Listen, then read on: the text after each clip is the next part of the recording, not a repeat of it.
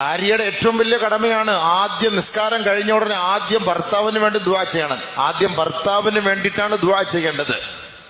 ഒരു പെണ്ണിനോട് നബിതങ്ങള് ആയിഷ റളിയല്ലാഹു തആല അൻഹയോട് ഉപദേശിച്ച ഉപദേശത്തിൽ പറഞ്ഞ വാക്കാണ്, ഒരു ഭാര്യയുടെ കടപ്പാട് എന്ന് പറഞ്ഞാൽ അവള് സല്ലത്ത് റബ്ബഹ, തന്റെ റബ്ബിന് വേണ്ടി അവൾ നമസ്കരിച്ചു. ഹുമ്മ തദ്ഉ ലിസൗജിഹ ഹുമ്മ തദ്ഉ ലിനഫ്സിഹ.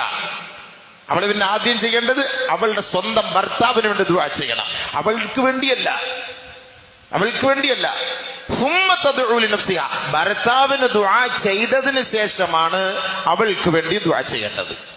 ഇനി ഏതെങ്കിലും ഒരു പെണ്ണ് സല്ലത്ത് റബ്ബഹ, അവൾ നമസ്കരിച്ചു, ഹുമ്മ തദ്ഉ ലിനഫ്സിഹ, തനിക്ക് വേണ്ടി ദുആ ചെയ്തു, ഹുമ്മ തദ്ഉ ലിസൗജിഹ, പിന്നീട് അവളുടെ ഭർത്താവിന് വേണ്ടി അവൾ ദുആ ചെയ്താൽ അവളുടെ നമസ്കാരം അവളുടെ മുഖത്തേക്ക് വലിച്ചെറിയപ്പെടും അത്രേ. പെണ്ണുങ്ങൾക്ക് വല്ല അറിയാവോ ഇത് സംഭവം? യൂട്യൂബിൽ ഇരുന്ന് കാണുന്നുണ്ട് കേട്ടോ, വല്ലതും മനസ്സിലാക്കുന്നുണ്ടോ? കാരണം ഈ ഭർത്താക്കന്മാര് പുറത്തു പോയി കിടന്ന് കഷ്ടപ്പെടുന്ന ഈ വെയിലും കൊണ്ടിട്ട് ഈ തീച്ചൂളയിൽ കിടന്ന് ത്യാഗം അനുഭവിക്കുന്നത് അവരും വല്ല അറിയുന്നുണ്ടോ? അവര് പൊറയ്ക്കാത്ത വീട്ടിനകത്തിരിക്കല്ലേ, അവരും തീയുടെ മുന്നിൽ, അടുപ്പിന്റെ മുന്നിൽ ഉസ്താദ് നിൽക്കുന്നത്. അവരും പറയും സംഭവം ശരി തന്നെയാണ്, എന്നാൽ ആ തീയായിട്ട് വ്യത്യാസമുണ്ട്.